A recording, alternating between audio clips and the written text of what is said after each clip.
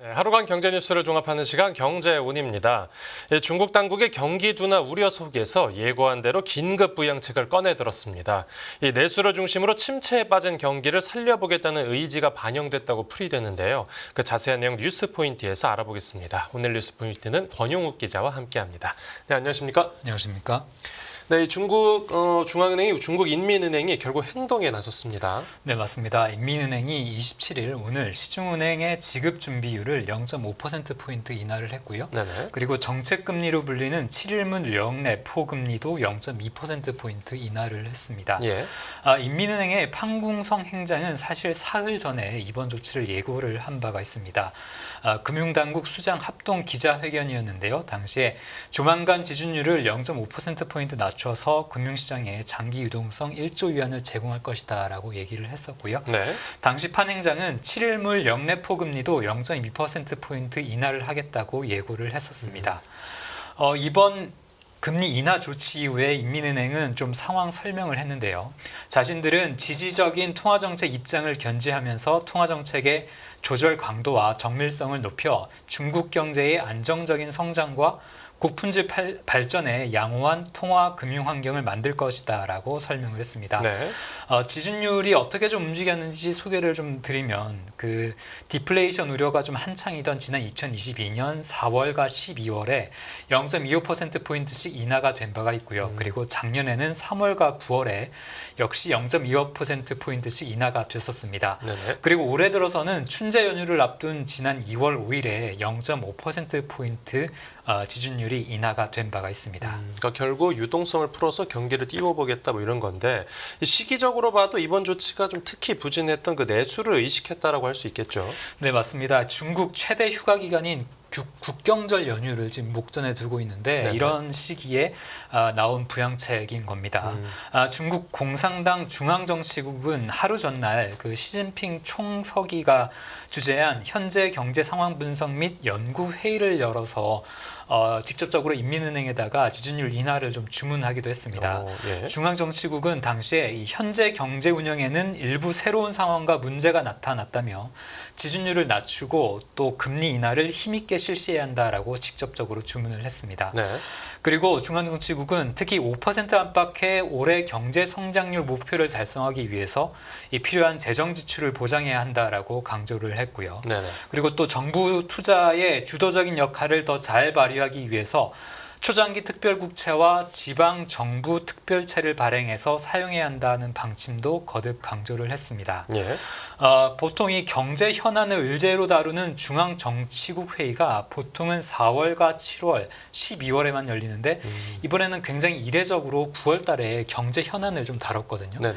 그만큼 중국 당국이 지금의 경제 상황을 심각하게 바라보는 것 아니냐 이런 좀 풀이가 나오고 있습니다. 네, 그렇군요.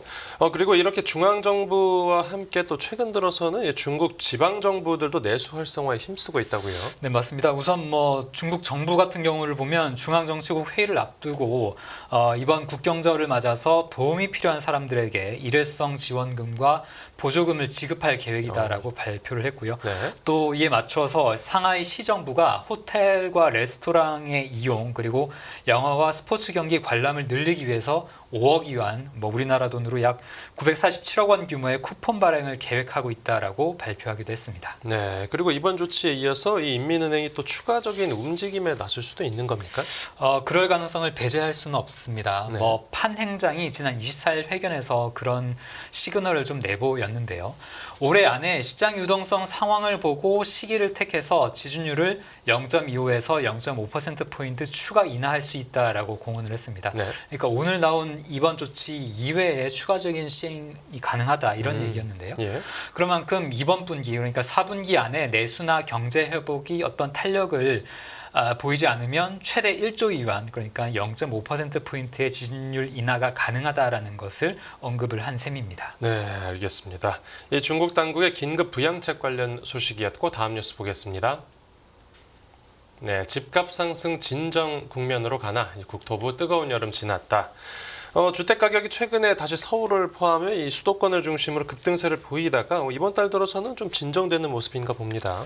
네, 맞습니다. 국토부 관계자가 최근 부동산 시장 상황에 대해서 한마디를 했는데요. 네네. 뜨거운 여름은 지난 것이 아닌지 조심스럽게 생각하고 있다. 이렇게 얘기를 했습니다. 네.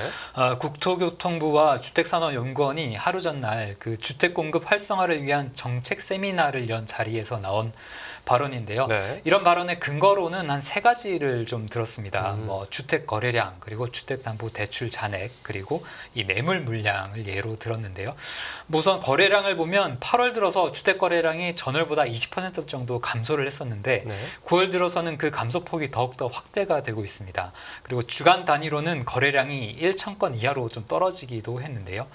그리고 주담대 잔액을 보면 5대 시중은행 기준으로 증가액이 좀 둔화되는 게 좀 눈에 확인이 되고 있고요. 네. 매물 물량 같은 경우에는 서울 아파트 기준으로 7월에 9,600건, 8월에는 7,900건 이렇게 거래량이 감소를 하는 와중에 매물 물량은 오히려 증가하는 모습을 보이고 있는 겁니다. 그러니까 조심스럽게 생각한다는 건 확신할 수는 없지만 이 네. 거래 지표들을 보면 집값이 정점을 지났다라고 정부가 보고 있다는 건데 실제 부동산 거래 최전선에서 일하는 그 공인중개사들 반응도 그렇습니까? 네, 맞습니다. 이 현장의 공인중개사들이 9월 들어서 어떤 거래 문의나 거래 성사 건수 자체가 좀 줄었다고 많이들 얘기를 하고 있고요. 그리고 한국부동산원이 매주 내놓는 조사가 하나 있는데 네. 전국 아파트 주간 가격 동향 조사입니다. 이걸 보면 서울 아파트 매매 가격의 상승폭이 이달 초순만 해도 한 0.23%포인트 정도 됐었는데 네. 이번 주에는 이게 0.12%까지 축소가 됐습니다. 그러니까 가격 상승 증가세가 둔화가 된 건데요. 네.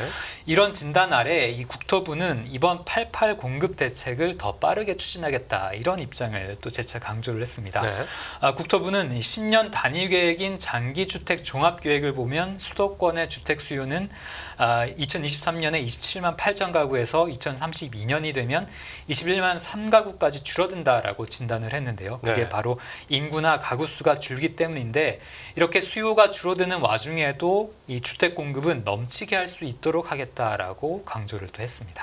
공급은 늘고 수요는 줄면 아무래도 가격이 받을 하방 압력도 더 커질 것 같은데 네. 또 대출 같은 이 각종 규제들이 강화된 것도 이 최근에 집값 상승폭을 줄이는데 일조했겠죠. 네, 맞습니다. 이 한국부동산연구원이 좀 분석한 내용인데요.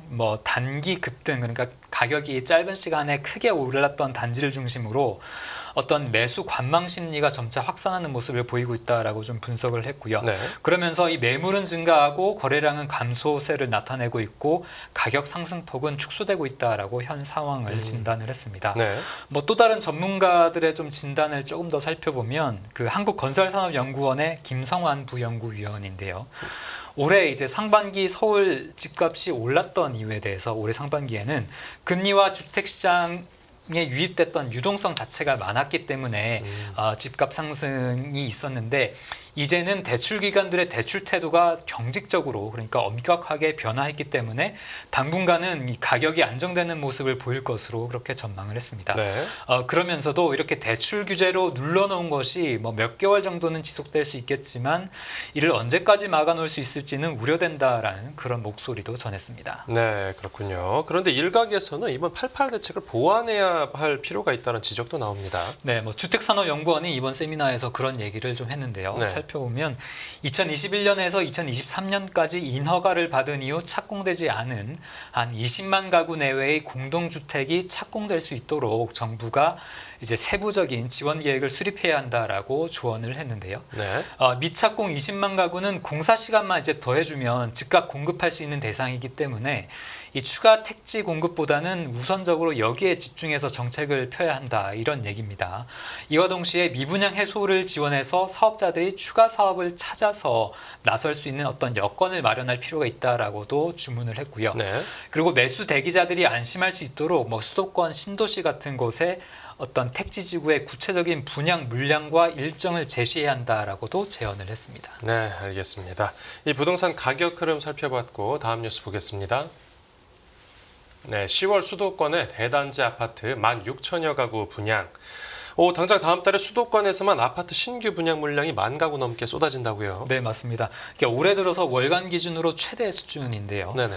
부동산 업계에 따르면 다음 달 수도권 지역에 공급되는 1,000가구 이상의 이 대단지 물량이 총 9개 단지, 가구 수로는 16,400여 가구로 집계가 됐습니다. 네. 지역별로 보면 서울에 1개 단지 2,600여 가구 있고요. 네. 그리고 경기가 6개 단지 9,700여 가구, 그리고 인천이 2개 단지 4,000가구 정도가 됩니다. 네네. 부동산 시장에서 대단지의 인기가 높은 만큼 다음 달 이제 분양 단지에 청약 수요자들의 관심이 좀 쏠릴 것으로 보이는데요. 이 대단지라는 것이 어떤 커뮤니티나 조경이 다양하게 이렇게 조성되는 경우가 많고요. 그리고 관리비 절감 효과도 있습니다. 네. 그리고 무엇보다도 입주민이 많기 때문에 이 단지 주변에 인프라가 잘 형성되는 편이어서 이 주거 환경이 매우 우수한 것으로 알려져 있습니다. 네, 또 그렇게 장점이 많으니까 아무래도 이 대단지 아파트 시세가 주변 단지들보다 높게 형성될 거고, 그러니까 이 차익 실현을 노리고 들어가는 사람들도 많은 거겠죠. 네, 맞습니다. 예를 들면 경기 의정부시의 의정부역 센트럴 자이앤 위브 캐슬이라는 곳은 2,400여 가구의 단지인데 네. 이 전용 면적 84제곱미터의 KB부동산 기준 시세가 지난 8월 기준으로 8억 3천만 원 정도로 형성이 돼 있는데요. 네. 그런데 이곳과 1km 이내에 위치한 한 670여 가구 정도 단위의 다른 단지의 동일 면적은 비슷한 시기에 매매가가 한 5억 7,500만 원으로 2억 5천만 원 정도 낮게 그렇게 좀 형성이 돼 있습니다. 예. 다음 달 공급되는 대표적인 대규모 단지를 몇 가지 소개를 해드리면 경기 양주시 남방동에 양주역 프로지오 센터 파크가 있고요. 그리고 서울 송파구 신천동에 잠실 레미안 아이파크, 그리고 경기 과천시 벼량동 과천 주공 4단지를 재건축하는 프레스티어 자이가 꼽히고 있습니다. 네. 이렇게 올해 가장 많은 물량이 이제 다음 달에 공급될 예정이기 때문에 올해 안으로 내 집 마련을 생각하고 있는 어떤 수요자라면 이번 분양 시장을 좀 눈여겨볼 필요가 있겠습니다. 네, 또 부동산 시장 가격에 어떤 영향을 미치는지도 봐야겠습니다. 네, 오늘 뉴스 포인트는 여기서 정리하겠습니다. 잘 들었습니다. 감사합니다.